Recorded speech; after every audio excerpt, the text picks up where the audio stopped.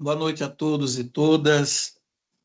Antes de mais nada, uma alegria poder participar desse projeto, né, de formação do regional das pastorais sociais aqui. Aliás, quero parabenizá-los, né, porque justamente a proposta da Comissão Sociotransformadora da CNBB de ter um material de doutrina social da igreja, né, numa linguagem um pouco mais acessível, para chegar nas mãos das lideranças. Hoje me alegra saber que esse material que a gente ajudou a produzir estão aí chegando em todas as dioceses do Brasil. Esse era um sonho meu já de longos anos, já quando era professor de doutrina social da igreja, na PUC, como o padre Dirceu dizia, eu ressentia muito que esse conteúdo tão importante e era tão pouco conhecido, principalmente pelos leigos, né? Pelos agentes e militantes de pastorais da igreja. Então, eu sempre nutri essa vontade de ter um material que pudesse ser disponibilizado para o maior número possível de pessoas, numa linguagem, né, minimamente acessível. E, nesse sentido, então, veio a proposta através do Dom Jeremias, e fizemos um projeto, e a comissão aprovou, a Assembleia Geral aprovou, e aí, para nossa alegria, nasceu as crianças. Estão aí os fascículos, né, os módulos, é claro, com seus defeitos e tudo mais, né, mas com uma boa intenção, que é tentar traduzir um pouco a importância e a necessidade desse conteúdo do ensino social da igreja, sobretudo para o laicato, né? Vejo que tem vários padres, formadores aí também na equipe, no grupo, então talvez algumas coisas que a gente vai dizer já seja de conhecimento, mas o meu propósito maior, o nosso propósito maior, era fazer com que esse conteúdo, de fato, chegasse, né, às mãos dos leigos, dos agentes de pastoral. E como não é grande a minha alegria quando eu vejo catequistas, né, agora se interessando por esse assunto, descobrindo que existe esse assunto. Isso é muito importante. Então, nesse sentido, já foram apresentados já dois módulos, né, dois fascículos dessa coleção, e coube a mim aqui talvez a tarefa mais difícil, no sentido de que os princípios da doutrina social da igreja, é quase impossível falar deles sem uma linguagem um pouquinho mais filosófica, antropológica. Então, dos fascículos, talvez esse é o que tenha uma linguagem ainda mais difícil de ser apreendida. No entanto, é importante que a gente se dê conta, né, de que não é possível falar de princípios sem lançar mão, sem lembrar da filosofia social, da antropologia social, das ciências humanas, da sociologia, etc. Mas antes, então, eu gostaria de dividir em 3 momentos, faço uma pequena introdução e depois a gente vai para os slides, parece-me que já deve estar aí no gancho, né? E no terceiro momento a gente deixa para o pessoal fazer perguntas. Pode ser assim? Então. Pode ser.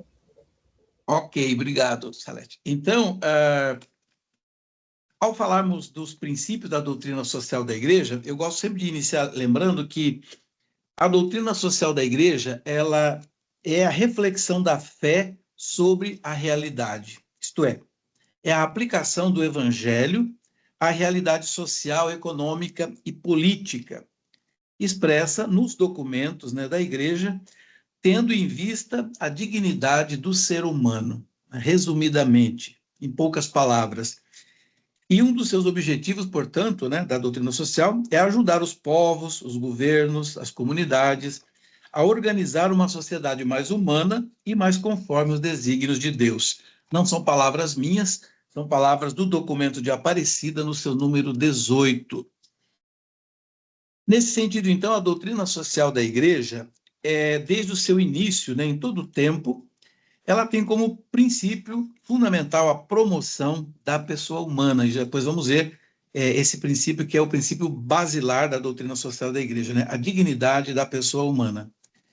E para isso, ensina que é necessário que nas comunidades, sejam elas menores ou maiores, enfim, viva-se a justiça, a solidariedade, a caridade, que o trabalho, por exemplo, né, tenha a primazia sobre o capital, que as pessoas, né, investidas de autoridade, de comando, de governo, governem sempre pensando no bem comum e não para si, e para a justiça social. e que todos atinjam o mínimo da dignidade humana. Esse é o objetivo final de toda a ação, né, da doutrina social da Igreja. Se pode dizer que uma sociedade ela funciona sob o signo da justiça social quando ela dispõe de estruturas tais, nelas e por elas, todos aqueles que lealmente contribuem para o bem comum têm possibilidade concreta de realizar suas justas aspirações humanas. Do contrário, se diz que uma sociedade funciona sob o signo da injustiça e da iniquidade, da opressão, da escravidão. A Igreja, portanto, então, ao apresentar para nós, né, a sua doutrina social, ou como alguns gostam mais de chamar, o seu ensino social, tem como fundamentos a prática e o mandamento do próprio Jesus, juntamente com a autoridade de toda a revelação bíblica, da sua tradição, do direito natural e das realidades sociais. Sempre nas minhas aulas eu inicio dizendo para os meus alunos que aqueles que, sobretudo, não conheciam ainda, né, nenhuma narrativa da doutrina social da Igreja, eu digo, olha, o primeiro manual da doutrina social da Igreja é a Bíblia, é a palavra de Deus, né, que inspira toda a ação, né, dos cristãos. Depois, é claro, nós temos, né, o Concílio Vaticano II, fundamental, sobretudo a Gaudium et Spes, que vai abrir as portas da Igreja para o diálogo com a modernidade e enfrentar todos os desafios daí derivados. Portanto, ela tem que estar preparada para isso. Claro, além disso, depois temos também o Catecismo da Igreja, embora sinteticamente, mas vários números do Catecismo também trabalham essa dimensão da doutrina social da Igreja. Esses dias eu dei um curso para os catequistas da Arquidiocese e era a cara de espanto deles quando percebiam que o próprio catecismo trata desse assunto, mas era muito desconhecido. E depois ainda fomos brindados, né, com o compêndio da doutrina social da Igreja. E eu tive a alegria de ter feito o curso lá na Lateranense, e quando eu fazia esse curso de especialização em doutrina social da Igreja, um dos meus professores justamente foi um daqueles que ajudou a compilar, né, esse compêndio. Então, pude conhecê-lo pessoalmente também, e lembro-me que ele dizia, olha, Altair, tá para sair um material que vocês lá da América Latina vão gostar muito. Ele falava se referindo sempre à teologia da libertação, a toda a reflexão teológica da qual nós somos herdeiros, né? E aí eu dizia, o que é, professor? O compêndio da doutrina social da Igreja. De fato, um ano depois que eu voltei de lá dos estudos, então chegou esse material, que hoje a gente usa, embora ele tenha uma linguagem muito técnica, mas ele é basilar para qualquer reflexão sobre a doutrina social da Igreja, né? Tanto que faz parte de um curso de 60 horas, no mínimo, do curso de teologia, que, aliás, agora, felizmente, né, é obrigatório. E passou a ser obrigatório graças a esse outro material aqui, que é o documento da Congregação para a Educação Católica, Orientações para o Estudo e o Ensino da Doutrina Social da Igreja na Formação Sacerdotal.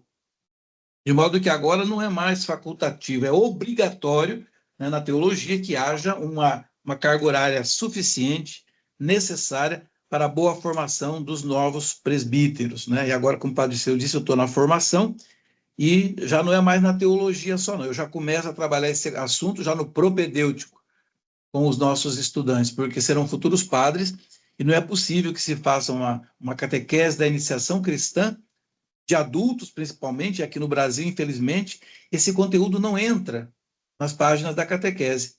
E agora, então, a gente precisa trabalhar e propor que esse conteúdo aconteça. E então, depois desse material, surgiu aí a proposta de popularizar mais esse conteúdo. E por conta justamente da Gaudium et Spes, agora do documento de Aparecida e tantos outros, é que nós sentimos a necessidade de tornar esse conteúdo cada vez mais conhecido a nível dos nossos agentes de pastorais das comunidades. Eu leio um trechinho para vocês, já do documento inaugural lá de Santo Domingo, que já falava da importância disso. Diz o documento, lá no seu número 15.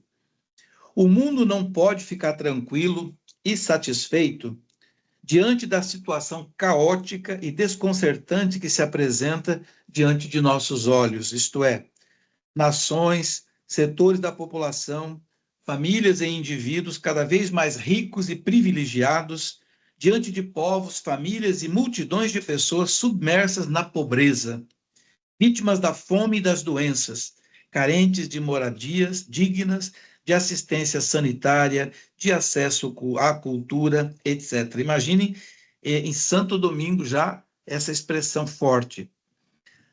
Assim, a doutrina social da Igreja é, portanto, considerada um tesouro a ser resgatado e valorizado. É uma ferramenta básica na formação de militantes cristãos nos diversos ambientes de formação sobre fé e política.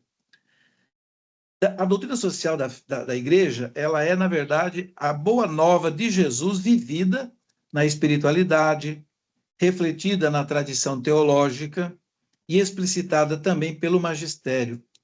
E Jesus e os profetas já lá no Antigo Testamento nos adverte quanto ao cuidado que todo ser humano deve ter uns com os outros, sobretudo os pobres e excluídos, isto é, os mais fragilizados e vulneráveis da nossa sociedade.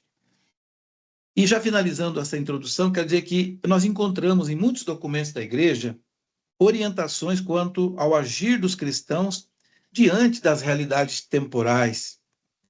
Para todos os cristãos, então, e hoje mais do que nunca, estamos em ano, por exemplo, eleitoral, diante das realidades temporais, é urgente buscar essa união entre fé e vida, isto é, fidelidade a Cristo, tanto na vida cotidiana, quanto nas relações sociais e também na participação política. Entendemos que um dos maiores erros, um dos erros mais graves que acontecem no nosso tempo, é a falta de coerência, o divórcio entre fé e ação social e política dos cristãos. Por isso mesmo há uma confusão muito grande, Hoje um padre não pode mencionar um tema social numa homilia, numa pregação, que já é imediatamente quase que execrado, é xingado de esquerdista, de comunista, dado a tamanha ignorância que se tem, do conteúdo da doutrina social da Igreja, que nos impele, a sermos ativamente profetas, anunciadores e denunciadores daquilo que contradiz o projeto de Deus.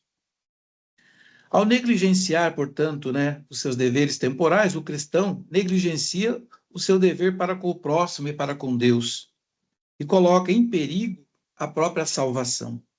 Isso está dito, na Gaudium et Spes, número 43. Portanto, a doutrina social não é uma intromissão no governo das diversas esferas, da sociedade, do poder. Põe, portanto, um dever moral de coerência a todos os fiéis leigos e leigas no interior de sua consciência, que é única e unitária. Assim, não pode haver na sua vida, do povo, das comunidades, dois caminhos paralelos, isto é, quem vai nos dizer é João Paulo II aqui na exortação, Christi Fidelis Lait. Diz o Papa, não pode haver na sua vida dois caminhos paralelos. De um lado, a chamada vida espiritual, com os seus valores e exigências, e de outro, a chamada vida secular, ou seja, a vida da família, do trabalho, das relações sociais, o empenho político e da cultura. O ramo enxertado na videira, que é Cristo, diz João Paulo II, leva a sua linfa a todo ser e a todos os setores da atividade da existência, pois todos os variados campos da vida laical fazem parte do plano de Deus, que quer que aqueles sejam como que o lugar histórico onde se revela e se realiza o amor de Cristo, para a glória do Pai, a serviço dos irmãos. Qualquer atividade humana, qualquer situação, qualquer empenho concreto, o serviço social e político, a proposta da verdade no âmbito da cultura, são ocasiões providenciais, diz João Paulo II, para um constante exercício da fé, da esperança e da caridade. Assim, se muitas das estruturas atuais geram pobreza, em parte isso é devido à falta de fidelidade e de compromissos evangélicos de muitos cristãos com especiais responsabilidades na política, na economia, na cultura. A igreja ilumina com a luz do evangelho as realidades terrestres, de modo que a pessoa humana seja curada de todas as suas misérias e elevada à sua dignidade. Por isso mesmo, então, a igreja é fiel à sua missão quando ela denuncia todos os desvios e servidões e as opressões que os homens são vítimas. Feita essa proposição inicial, eu fiz questão assim de fazer meio que quase que lida, né, propriamente, para a gente não perder esse fio condutor. Então, no estudo da doutrina social da Igreja, como eu disse, fundamentado na Sagrada Escritura, na tradição teológica, nós vamos encontrar os chamados, então, princípios fundamentais, né, da doutrina social da Igreja. Agora eu já começo aí, então, a utilizar os nossos slides que a gente enviou para a equipe, onde nós falamos justamente dos princípios da doutrina social da Igreja como um guia visual para a construção de um humanismo integral e solidário baseado no compêndio da doutrina social da Igreja, né, que vai nos apresentar esse corolário, assim, esse roteiro, né, de reflexão. Nesse sentido, então, é importante que a gente perceba que a doutrina social da Igreja não é uma ideologia, já está no próximo slide. Ou seja, ela é evangelização. E eu acredito que quanto mais os leigos, os militantes, os agentes de pastoral tomarem consciência e se apropriarem desse conteúdo, eles irão perdendo aquele preconceito, né, de tudo que se refere a social ser imediatamente já confundido com uma ideologia, né, qualquer, ou simplesmente rotulado de comunismo, de esquerdismo, como eu falava há pouco. Então, primeira coisa, doutrina social não é uma ideologia, é projeto de evangelização. Então, à luz do evangelho, a igreja vai iluminar com essa reflexão, né, chamada de doutrina social da igreja, ou ensino social, as várias realidades, né? A família, o trabalho, a economia, a política. Eu não coloquei, mas podemos colocar o meio ambiente, né? Hoje é fundamental falarmos de ecologia integral, falarmos de cuidar da casa comum. Já o nosso querido Papa saudoso Francisco já tratou isso, né, numa encíclica especialmente, depois vai ser retomado num outro momento, né, de formação também, somente as abordagens do Papa Francisco em relação às questões sociais, que é já um tema de um outro encontro, e agora ainda já enriquecido com algumas expressões já também do Papa Leão XIV. Portanto, a doutrina social ela tem por si mesma o valor de um instrumento de evangelização. E, como eu disse, é uma pena que isso ainda não está muito claro na cabeça de muitos agentes de pastoral, porque não entra na reflexão, na catequese, né? Parece que é algo à parte, né? Então, é importante ter consciência. Isso que eu falei está no número 67 do compêndio. A doutrina social tem por si mesma o valor de um instrumento de evangelização. Tem uma origem teológica, portanto, né? Ela não é uma reflexão aleatória, é um saber iluminado pela fé e pela razão, não pertence ao campo da ideologia, falando aqui no sentido sociológico, né? Mas pertence ao campo da teologia. E aqui nós falamos da teologia moral social, né? De uma ética social. Então, é um saber teológico, né? Elaborado, racional, com metodologia, com proposta de ação e assim por diante. Que apresenta uma visão integral, isto é, busca a salvação não apenas espiritual, mas a libertação e a promoção do homem todo nas suas realidades terrestres.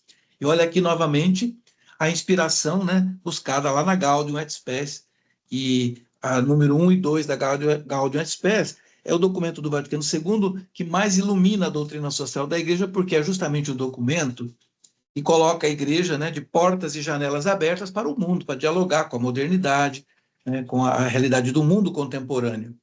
E é claro que, ao fazer isso, novas exigências se impõem. E uma delas é o conhecimento deste conteúdo da doutrina social da Igreja, que, na minha opinião, na minha modesta opinião, muitos documentos do concílio, inclusive a Gaudium et Spes, Sacrosanto Concílio, etc., foram muito divulgadas, mas o conteúdo da doutrina social ficou meio que à parte. Aliás, aqui faço um parêntese também, lembrando do nosso querido e saudoso padre João Batista Libânio. O Libânio dizia, num dos seus livros, né, que talvez o motivo de a doutrina social da Igreja na América Latina e consequentemente também no Brasil ter sido pouco estudada, pouco conhecida ou pouco divulgada, talvez teria sido pelo fato de que aqui nós tivemos uma grande proposta reflexiva que foi a teologia da libertação. Então ela tomou bastante espaço e a doutrina social da Igreja acabou ficando em segundo plano. E de fato isso teria ocorrido, né? E depois, somente com todas aquelas correções e intervenções do próprio Vaticano a respeito, né, da reflexão sobre a teologia da libertação, é que então se redescobriu, se vem redescobrindo o valor e a importância desse patrimônio fundamental que é a doutrina social da Igreja, inclusive na sua proposta, como eu falei aqui, a partir de 88, né, obrigatória nos seminários, nas casas de formação. E também que essa doutrina social ela tem uma missão, né, profética, isto é, ela cumpre a dupla função de anunciar a verdade sobre a dignidade humana e denunciar as injustiças e estruturas de pecado. E, considerando o Puebla, né, podemos falar aqui de pecado social. Está lá no número 81 do compêndio.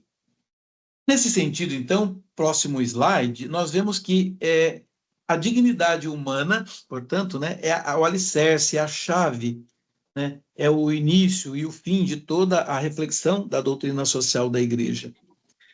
O compêndio vai dizer no número 106, o homem, longe de ser objeto e o elemento passivo da vida social, é dela e deve ser e permanecer o sujeito, o fundamento e o fim.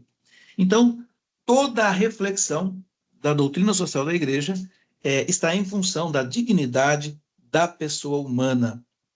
E aí ela vai buscar, é claro, seus fundamentos antropológicos, teológicos, né, lá na teologia da revelação, da criação do ser humano como imagem de Deus, né? Imago Dei, criado à imagem de Deus e aberto à transcendência. A pessoa não pode ser reduzida a uma engrenagem econômica ou estatal. É muito mais do que isso. Ela tem uma dimensão transcendente que não pode ser negada e é, portanto, aqui teologicamente ratificada pela teologia. Sociabilidade natural, ou seja, o ser humano não se realiza no isolamento individual, individualista, mas no ser com e para os outros, né? Nós somos criados à imagem e semelhança de Deus, e não por acaso, né? É trindade, é comunidade perfeita e, portanto, comunhão dos diferentes. Também traduz uma ideia de igualdade radical, ou seja, não há distinção de dignidade por raça, sexo, nação, classe social, etc., né? Porque Deus não faz distinção de pessoas. Então, o ser humano, a dignidade da pessoa humana deve ser considerada, deve ser exaltada, deve ser protegida em toda e qualquer circunstância, pelo simples fato de ser imagem do Deus Criador.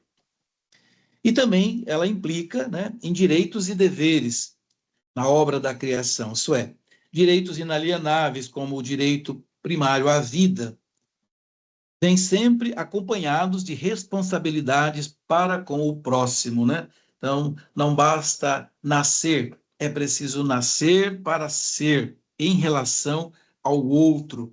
Então, é toda uma construção antropológica que se nos apresenta, né?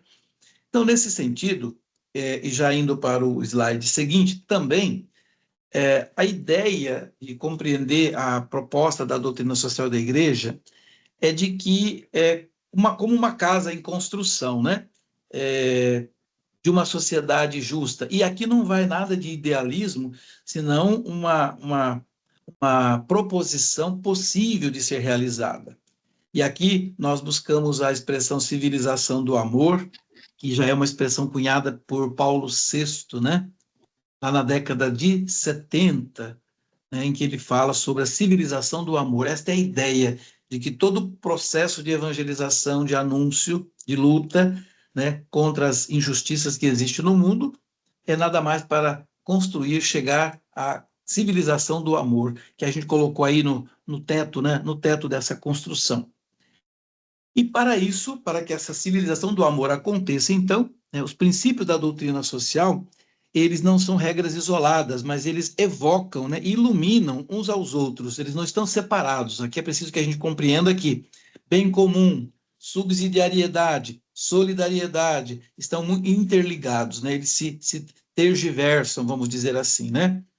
Então, nesse sentido, eles estão articulados entre si, para que juntos constituam um projeto cristão para uma sociedade humana mais justa, mais solidária, né? Mais gostosa de se viver. Não é assim que a gente imagina. Então, nessa construção da civilização do amor, de uma sociedade justa e fraterna, sonhada por Deus, então temos que ter essas colunas que sustentam essa ideia, né, possível de uma civilização do amor, de uma sociedade humana justa, que é o bem comum, a solidariedade e a subsidiariedade. Aqui a gente colocou como uma espécie de colunas, né? E depois vamos ter também outros elementos, né, que farão parte dessas três colunas. Então, o alicerce dessa construção é a dignidade da pessoa humana, que é o princípio basilar e fundamental de toda a DSI, como nós chamamos, né? E é claro, nesse meio, para que ela se construa, é necessário, aqui eu coloquei como argamassa, né? Ou seja, que está aí entre os princípios fundamentais e o alicerce fundamental, que é a dignidade da pessoa humana, a verdade, a liberdade, a justiça, a caridade. Na verdade, estamos falando daquelas virtudes, né, teologais, das virtudes morais essenciais da vida cristã, para que a sociedade humana sonhada por Deus se realize. Nesse sentido, então, vamos entrar aí no primeiro, né, na primeira coluna, então, que é o primeiro princípio, chamado princípio do bem comum, que é mais do que a soma, né, das partes, ou seja, é o conjunto de condições da vida social que permite tanto aos grupos como a cada pessoa e seus membros atingir mais plenamente e facilmente a própria perfeição. Número 164 do compêndio. Ou seja, para que este bem comum ele se concretize, então é necessário, né, que se cumpra, né, cada um cumpra a sua tarefa nessa construção. Então, temos o papel de todos e depois a tarefa do Estado, né, que é fundamental aqui. Então, vamos lá. O papel de todos. Todos são chamados, todos batizados, né, a promover a dignidade da pessoa humana. Então, o bem comum ele é indivisível e empenha a todos. Todos têm que se empenhar na busca deste bem comum. Ninguém está isento de colaborar segundo suas possibilidades. E exige também buscar, né, o bem do outro como se fosse o seu próprio. Essa é uma ética, né, cristã bem conhecida. Depois do empenho pessoal, né, de cada um, temos também aí a tarefa do Estado, ou seja, a doutrina social da Igreja compreende que, sem querer dar respostas ou fórmulas para o Estado, para a economia ou para a política, né, ela não tem essa pretensão, mas ela entende que o Estado tem uma tarefa fundamental de ser um promotor, né, do bem comum. O Estado é o fiador do bem comum. Deve ser a razão de ser do Estado, politicamente, socialmente falando, buscar o bem comum. Sabemos que na atual conjuntura, seja ela mundial, mesmo nossa, nacional, estamos longe de ter um Estado que assim seja, né? Ou seja, é preciso que a militância, que a ação, que a missão, aí o nosso trabalho de agentes, né, transformadores da sociedade, através da igreja, das pastorais sociais, etc., sejamos promotores, né, e provocadores dessa mudança e dessa compreensão do Estado como promotor do bem comum. O Estado tem a função específica de harmonizar com justiça os diversos interesses setoriais, né? Ou seja, e aqui nós já estamos quase que entrando num outro princípio, que é o da subsidiariedade, que é também tão importante quanto o do bem comum, já vamos ver na sequência, né? Ou seja, o Estado protege ativamente o bem efetivo das minorias. e, através do princípio da subsidiariedade, ele vai garantir, então, que os pequenos tenham também o seu lugar, o seu espaço garantido na sociedade.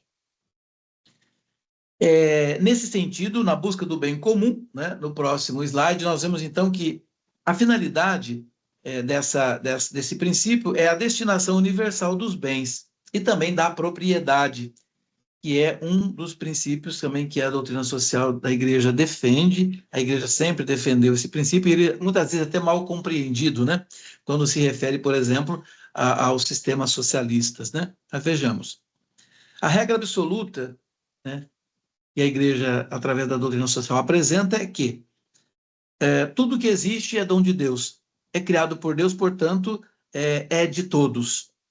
Deus destinou a terra e os seus recursos para todos os homens. O direito ao uso dos bens para garantir uma existência digna é originário, prioritário e absoluto. Então, o ser humano, a pessoa humana, tem direito, né, de ter, antes de ser, né, e depois de ter também, de possuir. Ou seja, a propriedade privada passa a ser um bem legítimo, fruto do trabalho.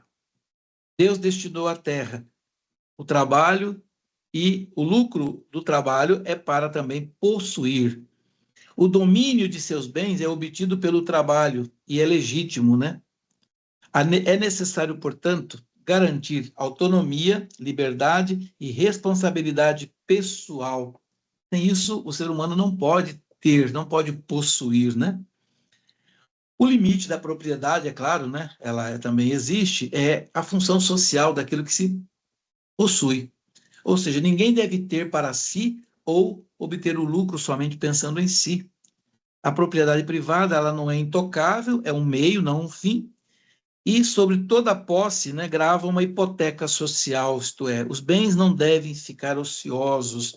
Número 177 do compêndio. Esse eu sei que é um tema muito caro para o pessoal que trabalha muito, né, com relação à Comissão Pastoral da Terra, e esse é o desejo, né, de todos, né, de uma reforma agrária realmente que acontecesse, né, ou seja, tendo como base essa destinação universal dos bens e a propriedade também, né, de posse para todos, não como é na economia de mercado capitalista, que prega o acúmulo, né, e a privatização e a apropriação indébita, né, independente da função social da propriedade. Nesse sentido, a consequência prática, portanto, da compreensão deste princípio, né, do bem comum, da destinação universal dos bens, é a opção preferencial pelos pobres, que a igreja, ao menos a nível de documentos, né, às vezes institucionalmente podemos ter algumas incoerências, né, algumas dissonâncias, porém, a consequência prática deste princípio é de que a opção preferencial pelos pobres é uma forma especial de primazia na prática da caridade cristã, não é? Então, a defesa e o direito de que todos têm direito a ser e ter. E então, a terceira coluna, né, que é a subsidiariedade, né, está em relação àquele princípio que o próprio Estado deve ser garantidor, né? Ou seja, nenhuma sociedade superior deve absorver as tarefas de uma comunidade menor. O ente superior deve sempre ajudar e promover o menor.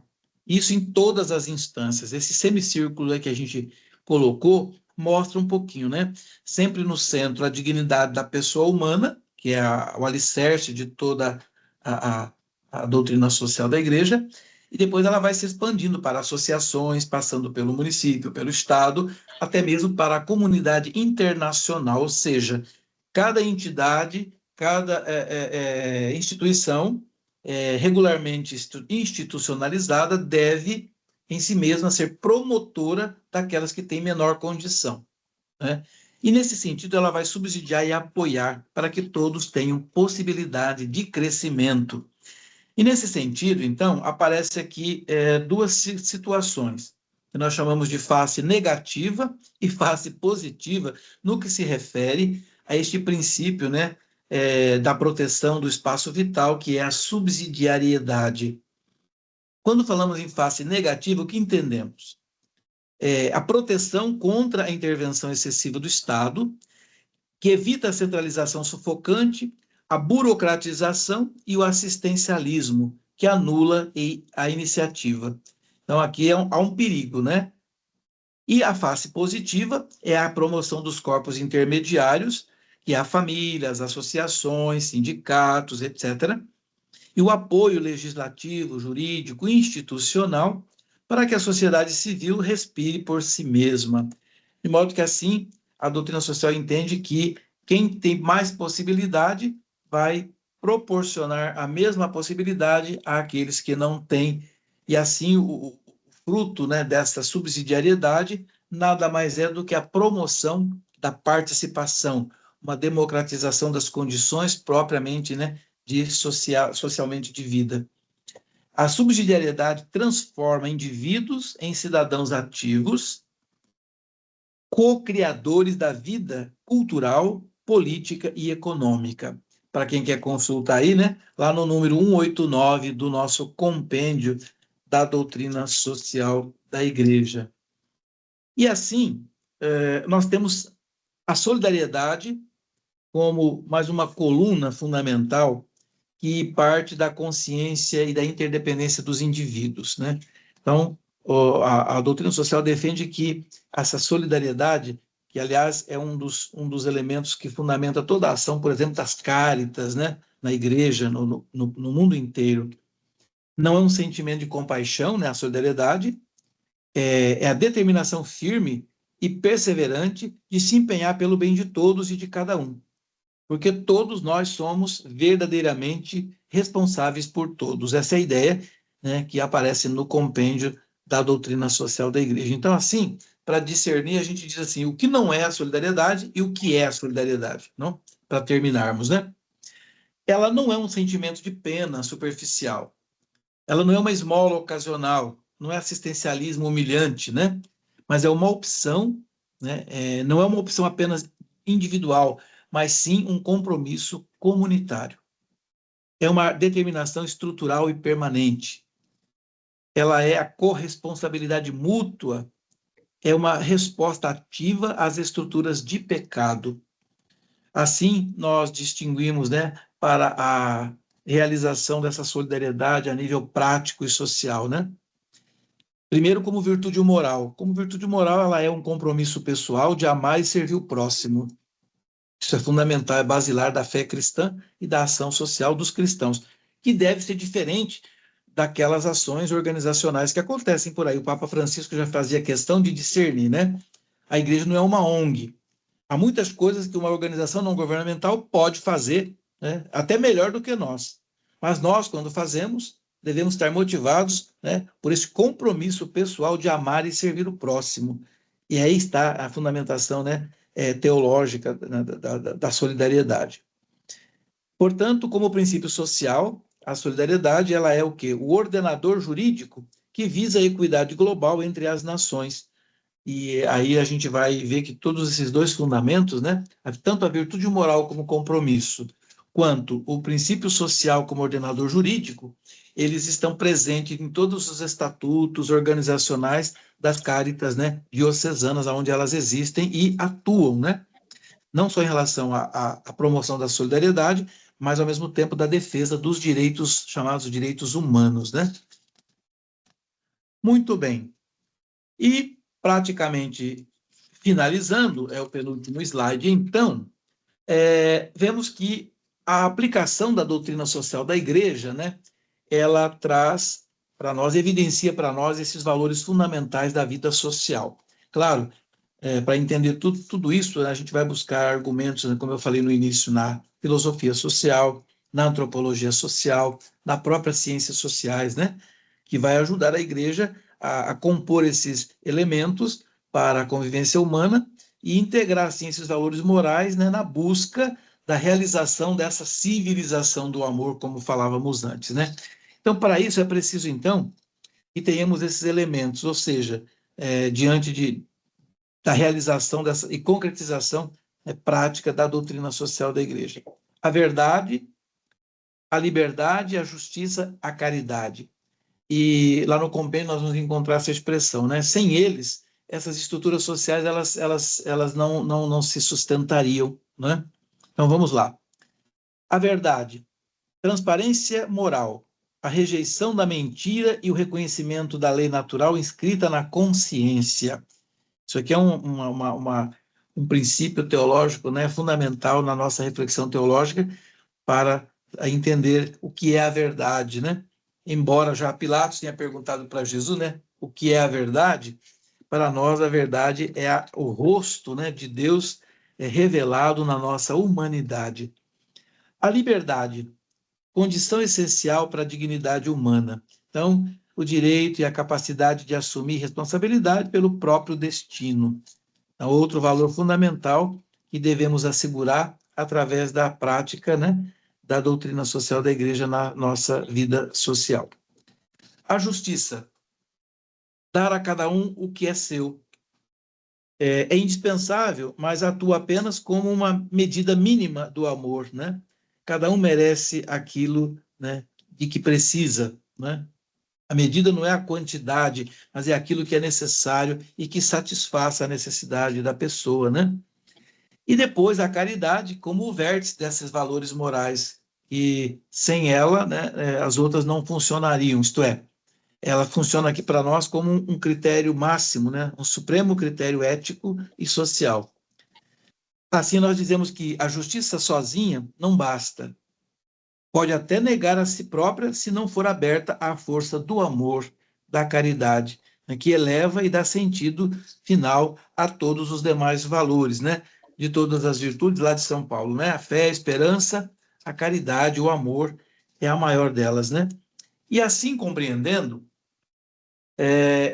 chegamos ao final e, portanto, de posse de todos esses valores, esses princípios, inspirados sempre pelo amor cristão, né? O agir, ele é possível. A realização dessa civilização do amor e dessa sociedade justa e fraterna, ela se torna possível, né? Porque a caridade não se esgota no âmbito da pessoa, mas ela se torna um compromisso político e social, em vista da mudança das condições que causam, né, a miséria do próximo, e um ato supremo, né, de caridade. Nesse sentido, então, a gente pode dizer que para a realização e a transformação revolucionária dessas estruturas injustas, é preciso. Parece romântico falar isso, né, mas isso faz parte de toda uma antropologia cristã, né? A conversão do coração. Se não houver uma profunda conversão do coração, isto é, uma experiência pessoal de mudança, de compreensão da realidade humana proposta por um humanismo cristão, a reforma revolucionária das estruturas não acontece. Ou seja, sem uma profunda renovação espiritual interior, nenhuma estrutura justa sobrevive. É o 552 do compêndio, né? Sem uma profunda renovação espiritual, ou seja, uma conversão pessoal, não vai acontecer mudança, né, estrutural. Para que a reforma e a estrutura seja mudada, né, é obrigação do cristão sanar, modificar as leis, os ordenamentos jurídicos, né, as relações injustas, ou seja, atuar ativamente nas instâncias sociais possíveis e necessárias para a mudança social. E é para isso, então, que a gente fala, né, da dimensão social, política e econômica. O cristão tem que entrar e agir nessas instâncias, movido por uma conversão pessoal, mas em vista de uma mudança estrutural e social. Tendo como meta final, portanto, né, a solidariedade na ação e na busca da justiça para a realização da civilização do amor, uma sociedade solidária, na medida da dignidade de toda a pessoa humana. Nesse sentido, é que a gente pode concluir com o documento, né, da formação para os sacerdotes, né, que eu falava há pouco, que surgiu em 88, em que ele diz que a doutrina social da Igreja ela comporta uma tríplice dimensão: teorética, histórica e prática. Teorética é esse conhecimento todo que a gente precisa, né, estudar, ler, conhecer, às vezes até com certos dificuldade, termos e expressões, mas que são necessárias para fundamentar a nossa teologia, né? A nossa reflexão. Depois a dimensão, né, histórica, porque a doutrina social ela vai se construindo ao longo da história, primeiro a partir da revelação, depois do magistério social da igreja, e agora através do concílio e dos documentos magisteriais que temos à nossa disposição. E a terceira dimensão é a prática, porque tudo isso é possível colocar em prática através de uma ação social, política, religiosa, organizada, né, em vista da transformação da sociedade.